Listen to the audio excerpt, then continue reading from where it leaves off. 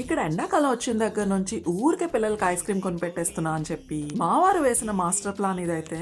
అసలు ఎటువంటి artificial fruit flavours లేకుండా కేవలం 10 నిమిషాల్లో తయారు చేసేసుకోవచ్చు.